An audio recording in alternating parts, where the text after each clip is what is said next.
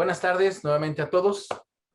Agradezco el enorme honor que tenemos de tener al maestro Castrejón, José Castrejón, aquí, con su experiencia, su vasta experiencia en cuestiones de adicciones y lo relacionado a ellas. Alguna vez estuvimos platicando sobre un foro, estuvimos platicando en un foro, bueno, en varios, ¿verdad? Sobre qué esperar sobre la marihuana. Hemos estado juntos en foros y créanmelo que su experiencia, su sapiencia, su expertise en relación al tema es vasta. Por eso le pedí que nos apoyara en este taller, ¿sí?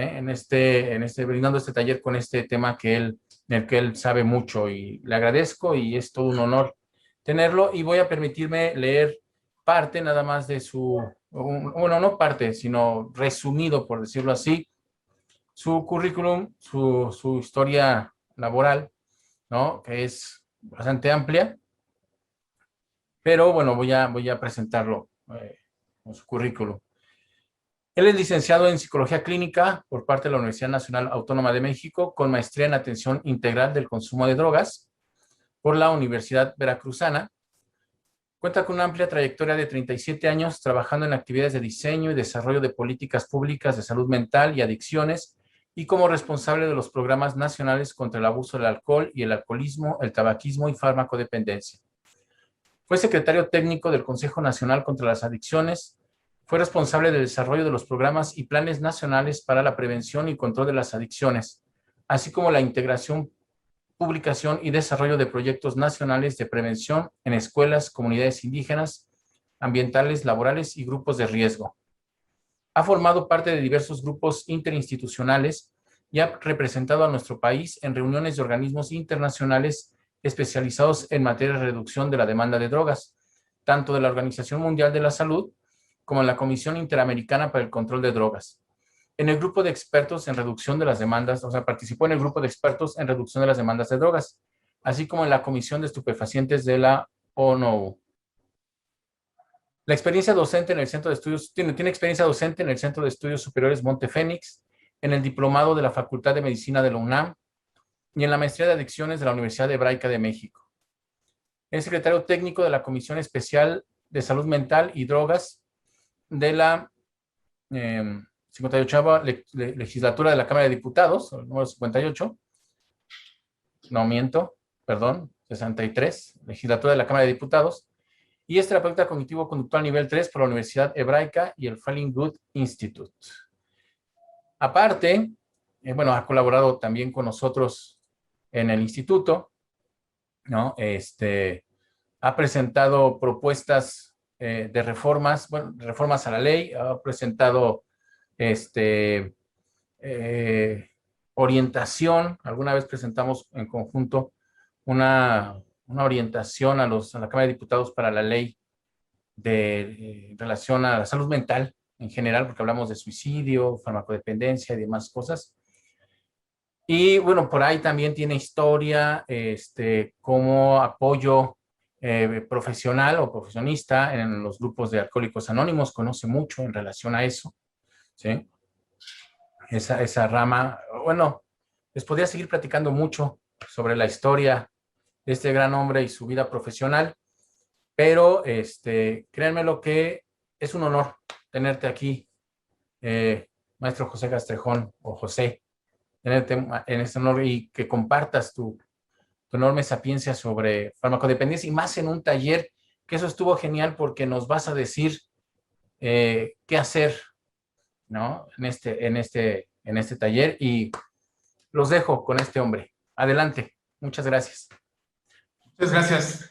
Se nota que el doctor Hernández es mi amigo, que me estima porque tenemos una especie de acuerdo de mutuos elogios. Entonces no le crean a lo que está diciendo, porque más bien estas son formalidades. Es cierto. Lo que dices es cierto.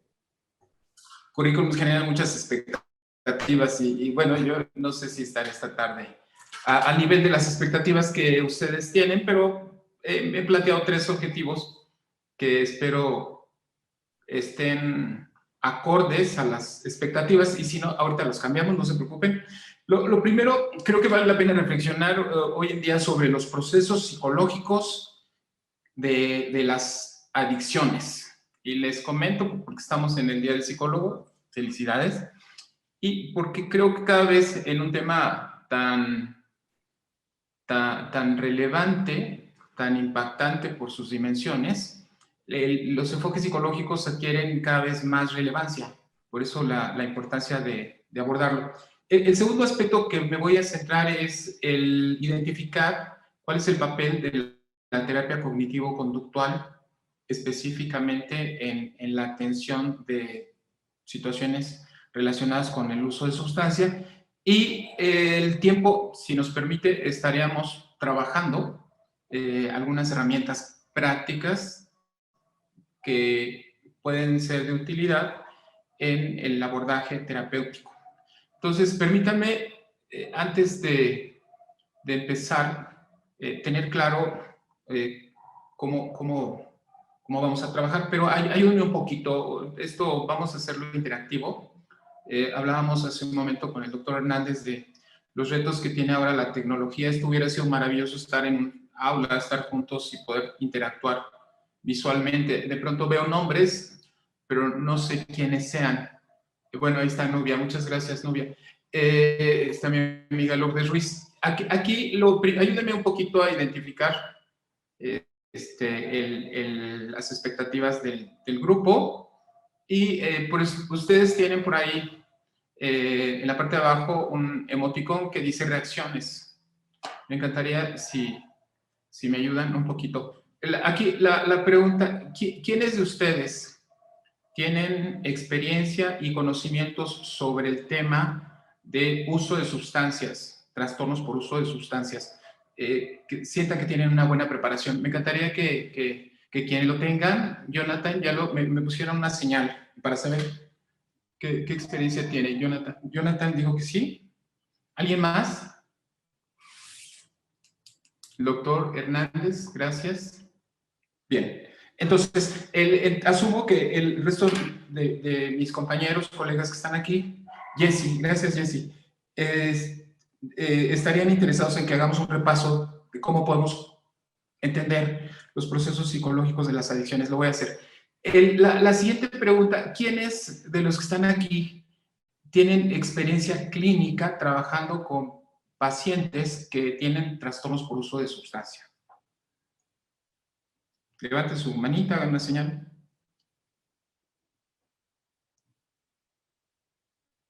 Bien, doctor Hernández, Lourdes Ruiz. Ernesto también. Gracias, Ernesto. Y entiendo que Jonathan también, Jonathan. Bien. No, yo no. Correcto, gracias, Jonathan. Perfecto. Jonathan, ya que estás ahí y abriste tu micrófono, ¿qué esperarías de aquí a las 7 de la noche, dado que has invertido tu tiempo para estar aquí? Me gustaría aprender sobre el tema de las adicciones, me gustaría tener, entiendo que no podemos desarrollar todas las habilidades necesarias, pero sí al menos tener como un panorama general de qué hacer en esas situaciones, ¿no? Creo que eso es lo que esperaría de acá, y a lo mejor sí tener como algunas herramientas.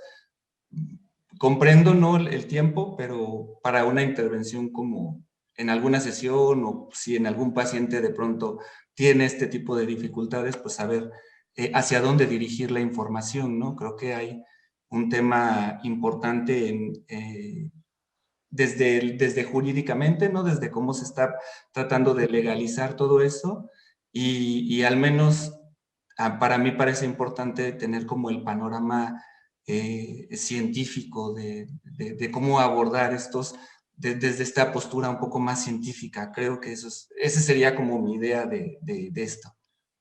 Me encanta, Jonathan. Creo que tú lo has dicho con mucha claridad y yo tengo que ser igual de claro en mi lenguaje. ¿Quién estaría en la misma expectativa de Jonathan? Me encantaría que hicieran alguna señal en una reacción. Gracias, Lourdes. Gracias. ¿Quién más? Gracias, María Magdalena. Nubia. Jessy. Bueno, Gracias. Gracias, Ernesto. Voy a hacer esto interactivo, que significa que de pronto les pregunto, de pronto abro espacio para que me pregunten y de pronto en algún momento les voy a pedir que abran sus cámaras. Sí, claro, sí, siempre y cuando pueda. Sí, maestro, es que está cayendo mucha lluvia acá, no escucho, pero ¿me iba a preguntar algo? Sí, Jessy, por favor. Gracias, Jessy. ¿Qué era la pregunta, perdón? ¿Qué esperas de aquí a las 7 de la noche que tenemos estas? Pues me gustaría aprender todo porque la verdad yo soy psicología infantil y pero sí he tenido adolescentes con cuestión de abusos de sustancias por los hermanitos que ven que el hermano mayor está usando marihuana.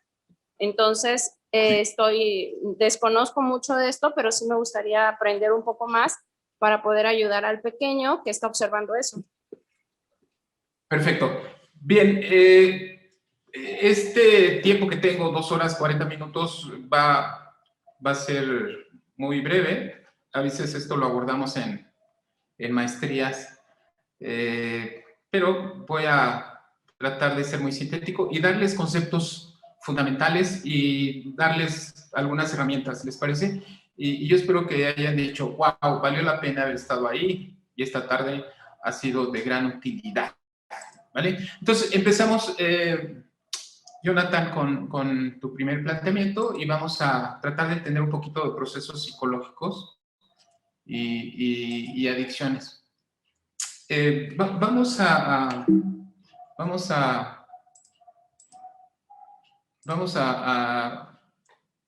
entender algunos aspectos que les voy a compartir. Se asume que las adicciones es una enfermedad y como toda enfermedad tiene una evolución y la evolución, que le podemos llamar como historia natural de esta enfermedad, va pasando del no uso a la dependencia por diferentes fases. Aquí lo tendrían ustedes en este ejemplo. Desde el no uso, la experimentación, al uso, el abuso, la dependencia, y si eventualmente encontramos procesos de tratamiento y rehabilitación, la abstinencia y la reinserción social y volver a un estado de mantenimiento. Esta es como la evolución. Si nos damos cuenta, estamos hablando de una interacción donde hay una sustancia. Sin embargo, quiero compartirles a ustedes que ya el concepto está muy corto. Hoy en día podemos hablar de comportamientos adictivos sin sustancia. Y este es un tema sin duda apasionante. Entonces, es un proceso gradual, se darán cuenta que va pasando en una interacción con una sustancia o con una práctica, con un comportamiento, y esta interacción va siendo cada vez más estrecha, esta relación, hasta llegar a una situación de dependencia. Cuando hay una dependencia, prácticamente la persona ha perdido su voluntad para tener el control, la voluntad para no consumir, y esto va trayendo consigo una serie de alteraciones en las diferentes esferas: física, mental, social, laboral, que termina con la vida de las personas si no se hace algo. Hay un modelo en este momento que sería como el modelo hegemónico, el modelo médico, que está planteado con el Instituto Nacional contra las Drogas de Estados Unidos en una definición ahí vamos a encontrar a la titular, la doctora Nora Volkow, mexicana, que es la experta mundial en estos temas, y observen ustedes con cuidado la definición de adicción. Esta es como la definición científica.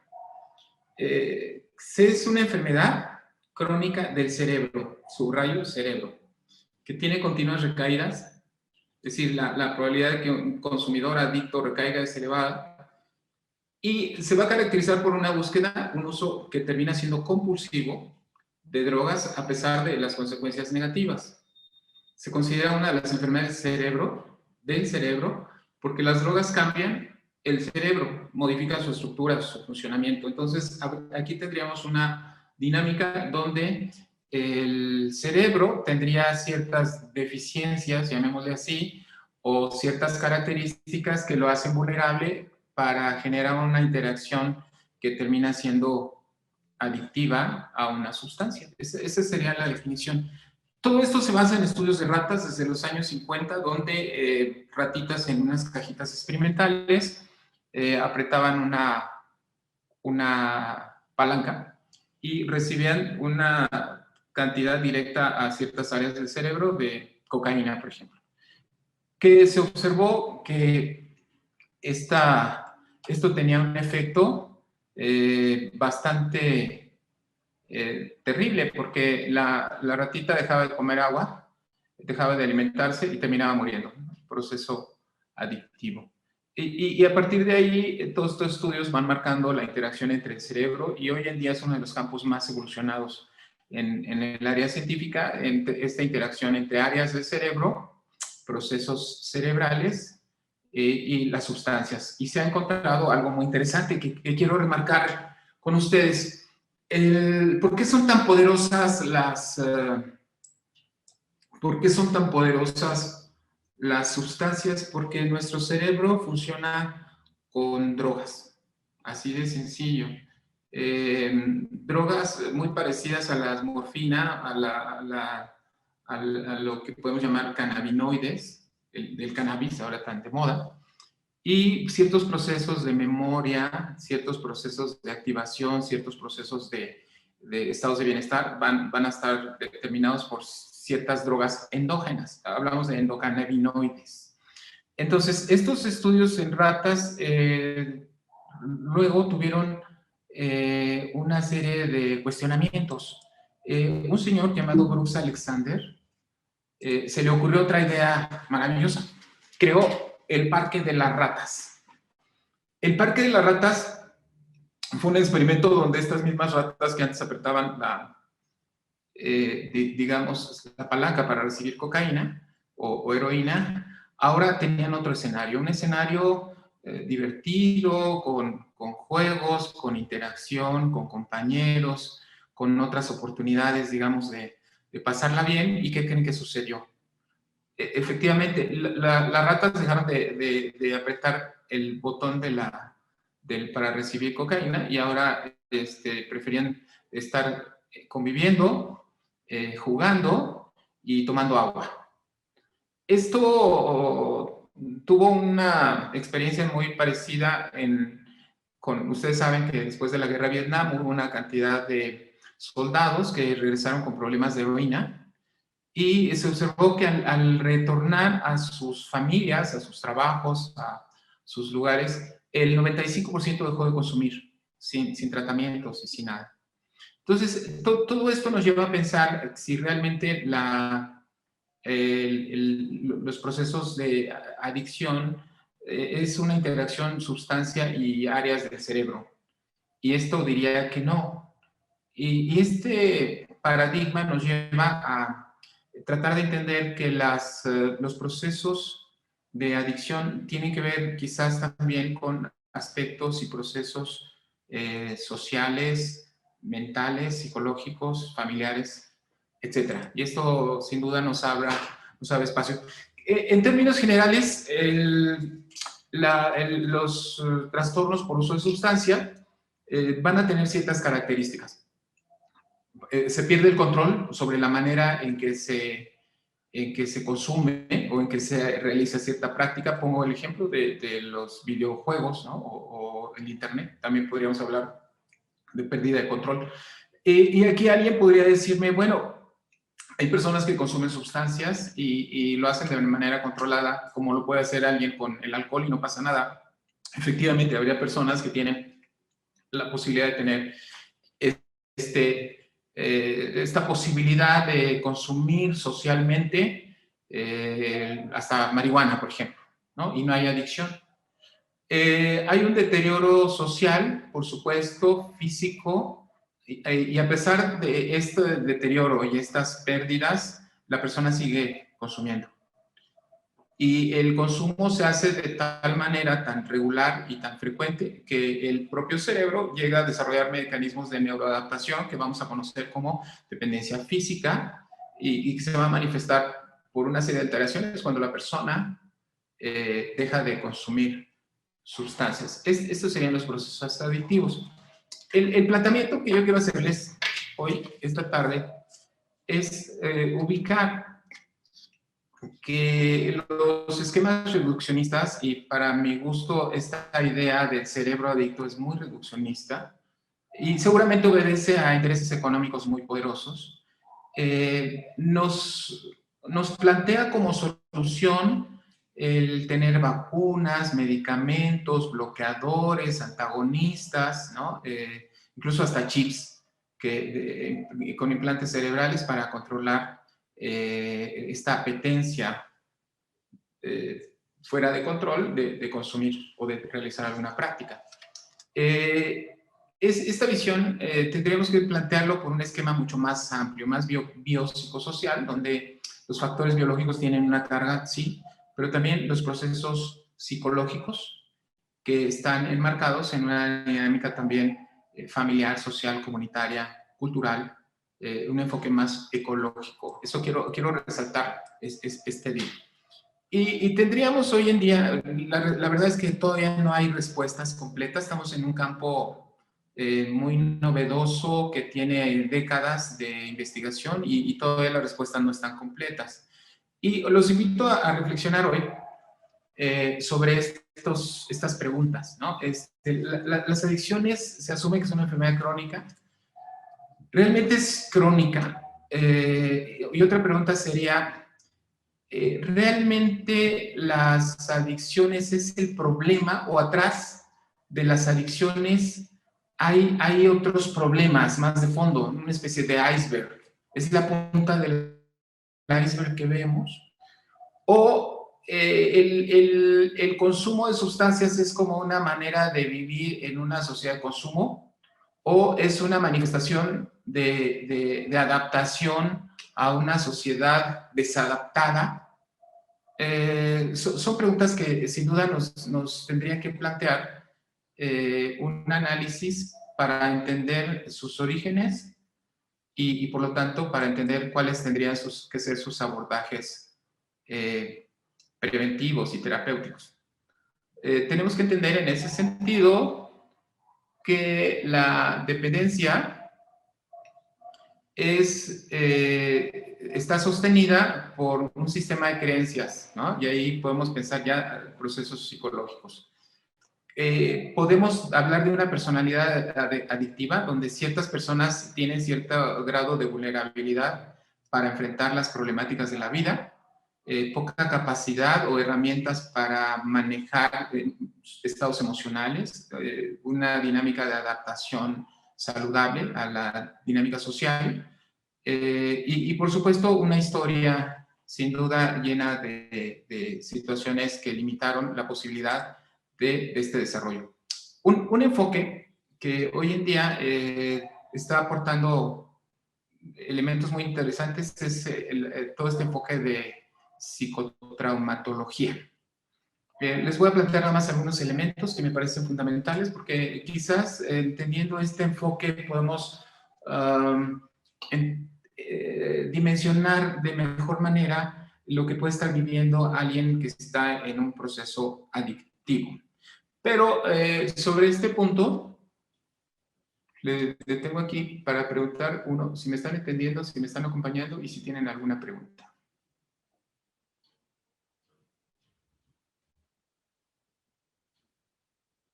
Nubia dice que sí. Gracias, Nubia. Gracias, Jonathan. Gracias, Lula Ruiz. Jessy. Todo claro. Gracias, Jessica. Bien. Tomen preguntas si quieren y abrimos un espacio. Bien. ¿De dónde surge esta parte? Hay un estudio muy emblemático que ustedes ya han escuchado en sus clases. Lo primero tenemos que entender qué concepto de trauma, y trauma se puede referir a situaciones que van a tener un impacto a largo plazo, incluso a través de situaciones que nos ubicaron en situaciones límites de extremo peligro, sea a través de un solo evento, y puedo pensar de pronto en el sismo del 17 que les tocó, o puedo pensar en una situación sostenida de abuso, de maltrato, por ejemplo, ¿no? de sobreprotección. Y este tipo de situaciones a las que las personas pueden estar expuestas, sobre todo en sus primeras etapas, por no haber crecido en una dinámica familiar adecuada o por estar expuestos a situaciones ambientales o comunitarias terribles, terminan provocando una serie de alteraciones que van a tener manifestaciones emocionales y fisiológicas con el tiempo.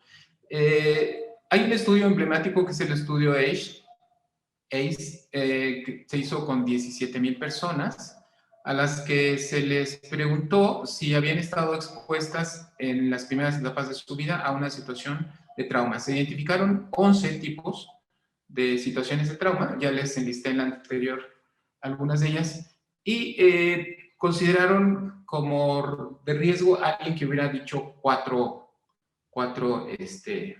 respuestas positivas. Por supuesto, este cuestionario es algo que vale la pena tenerlo, aplicarlo.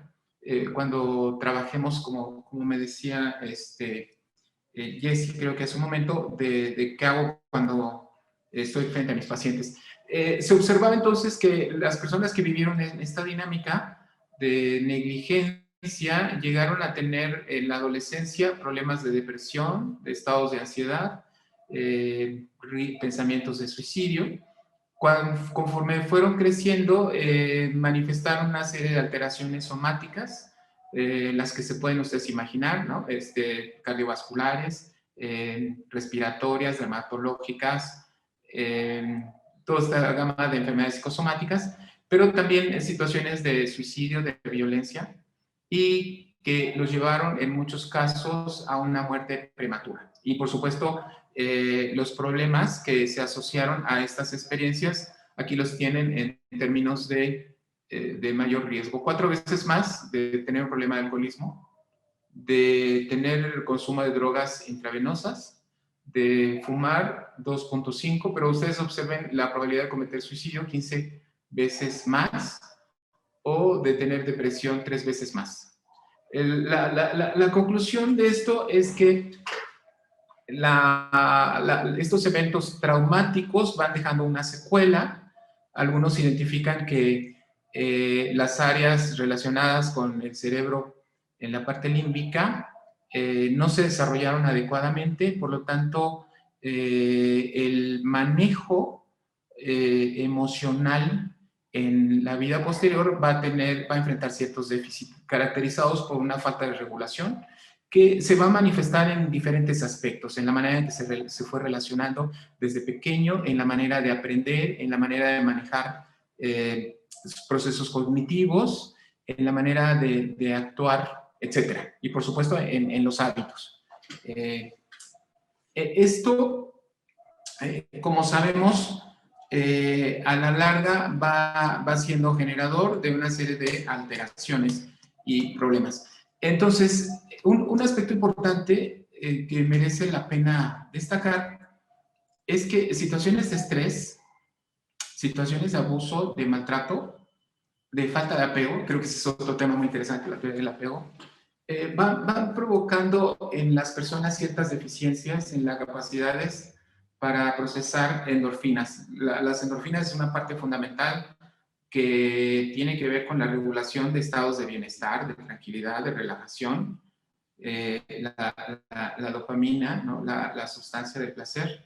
Y estas deficiencias, dado que no hubo un adecuado desarrollo de esta parte del cerebro, hace que la persona vaya creciendo con cierta incapacidad de manejar estados emocionales y de experimentar sensaciones agradables de una manera, sensaciones agradables de una manera natural, ¿no? Yo aquí les preguntaría, por ejemplo, ya que está Nubia ahí, y la estoy viendo, Nubia, ¿cuáles son aquellas situaciones en tu vida que te pueden provocar un estado muy grato de sentirte bien, de sentirte como en un gran equilibrio interno y tener sensaciones placenteras. Abrazar, nadar, ¿Sí? bailar Sí. y bueno, convivir con mi familia. Me encanta. Justo si pudiéramos hacer un estudio de sangre de estos momentos, encontraríamos que hay una producción de dopamina. Y una de las características que vamos a encontrar en las personas con tendencias hacia el consumo de sustancia es efectivamente que estas formas naturales de poder experimentar estados de bienestar les cuesta mucho trabajo. Tienen ciertas deficiencias. ¿Qué va a suceder entonces? Ese es un dato interesante. Cuando un chico en estas características en plena adolescencia va a una fiesta, se reúne con los amigos, empieza a beber, ahora las cervezas, ¿no? Empieza a beber en exceso. El chico empieza a tener un estado de relajación. Así he conocido casos de chicos que narran esto. Empecé a sentirme ligero, sin angustia. Empecé a sentir como que flotaba, pero me sentía muy bien. Me volví como muy sociable. Dejé de ser un poco de sentirme muy tímido a volverme alguien alegre, que sacaba a bailar a las chicas, y eso fue una experiencia textual, me lo han compartido algunos pacientes, que nunca había sentido en la vida. Esa sensación de estar bien, pero fue a partir de que me intoxiqué con alcohol. Y esto se convierte a veces en una experiencia muy grata para muchos chicos que han vivido en estados de ansiedad. Y uno de ellos me decía, cuando viví esa experiencia, dije, de aquí soy. Y a partir de ahí empecé una dinámica de consumo, de fiestas, de reuniones, y terminé en el alcoholismo. Bueno, esto es un poquito para entender cómo se van generando justo estas dinámicas, ¿correcto? Ahora, entonces, el peso que tiene que ver las emociones y los procesos emocionales van a tener entonces una gran relevancia. Una de ellas es el sistema límbico. Ahí está la amígdala, que es como la sistema de alerta sísmico, ¿no? Por poner un ejemplo de nuestro cuerpo. Si percibe la amígdala, que además de una manera más rápida incluso que los procesos lógicos, racionales, que hay un peligro, digamos, empieza a temblar, inmediatamente activa una respuesta emocional de sobrevivencia, de protección, para huir, para correr, para vivir. En el cerebro humano, y ahí lo tienen retratado, esta amígdala está envuelta por el hipocampo, que básicamente es como un sistema de conexión a las memorias. Esta conexión tan prodigiosa en el cerebro humano hace que los estados emocionales se activen por procesos de memoria. ¿Qué significa? Que algo que pudo haber ocurrido hace 40 años, en el día de hoy se puede manifestar como si fuera hoy ante un estímulo parecido. El caso, por ejemplo, de una mujer o un hombre que haya sido víctima de violencia o de un abuso sexual, basta un estímulo que lo asocie a aquel recuerdo para producir la misma reacción emocional que vivió en el momento en ese momento de violencia. Y en parte es por esta conexión entre emociones y memoria que el ser humano tiene muy poderoso. Por esa razón, nos tendríamos que plantear si atrás de los procesos adictivos encontramos otro problema y si este problema tiene que ver con los aspectos emocionales. Yo estoy convencido que sí. Y esto nos lleva a tener que entender, en primer lugar, para qué son las emociones y por supuesto las emociones son energías, ¿no? Energía que nos ayuda a interactuar, a relacionarnos y que como parte de la naturaleza, las emociones que compartimos con otras especies son adaptativas, nos ayudan a interactuar y que lamentablemente cuando estas emociones tienen ciertas características se convierten más bien en una energía destructiva, ¿no? que nos coloca en situaciones de vulnerabilidad. Pensemos un poquito en los problemas psicológicos, el que quieran, en los problemas sociales de violencia, de muertes, de asesinatos, de crimen. Hay un componente allí de emociones, ¿no? Para algunos el 80% de las enfermedades físicas, incluyendo el cáncer, tiene su origen en emociones. Y esto nos lleva, y por supuesto cuando hablamos de consumo de sustancia, entonces están presentes las emociones. Quiero plantear algo que Jung en algún momento escribió, y Jung es un referente para entender estos procesos de uso de sustancia. Y él se refiere a que en la mente humana hay, digamos, procesos, llamémosle así, mentales, inconscientes, que llevan una existencia separada y que de alguna manera se convierten en un obstáculo. Este pensamiento paralelo, esta especie de pensamiento que podemos tener a veces de manera inconsciente, ¿cómo le podríamos llamar? Rumiación, se convierte en algo muy destructivo, y en este enfoque junguiano tendría como una vida aparte porque se escindió de la parte racional. Este modelo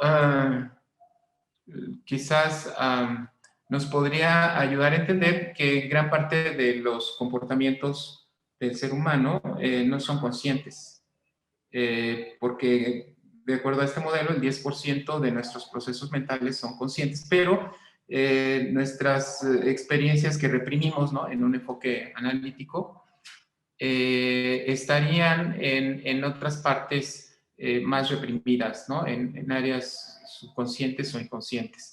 Ahí estarían estas experiencias de trauma, ahí estarían nuestras culpas, nuestros secretos, ahí estarían nuestros hábitos.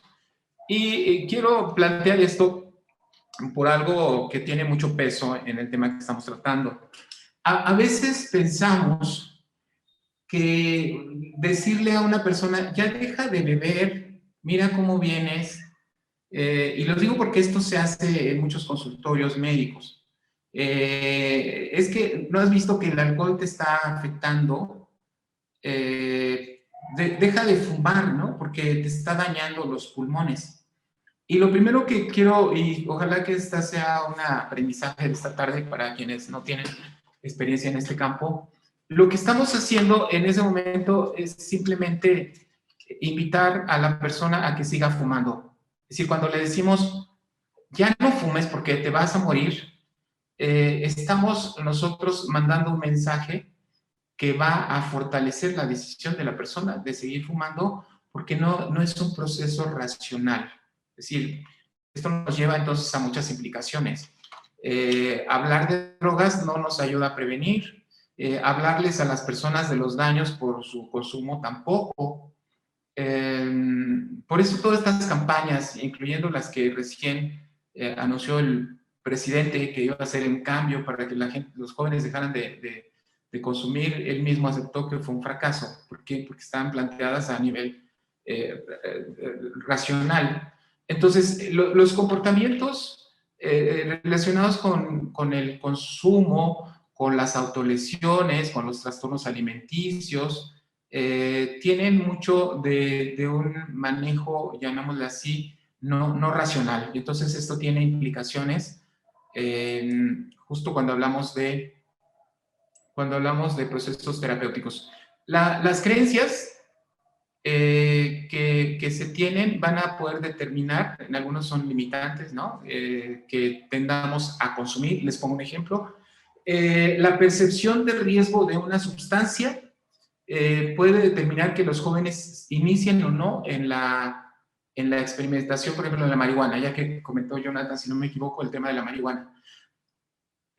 Si yo pienso que la marihuana es muy cool, que la marihuana es ecológica, que no es adictiva, que además es vanguardista estar a favor de la marihuana, que es sagrada, que es medicinal, que alivia y que es bueno que la sociedad consuma marihuana para que sea una sociedad más alivianada.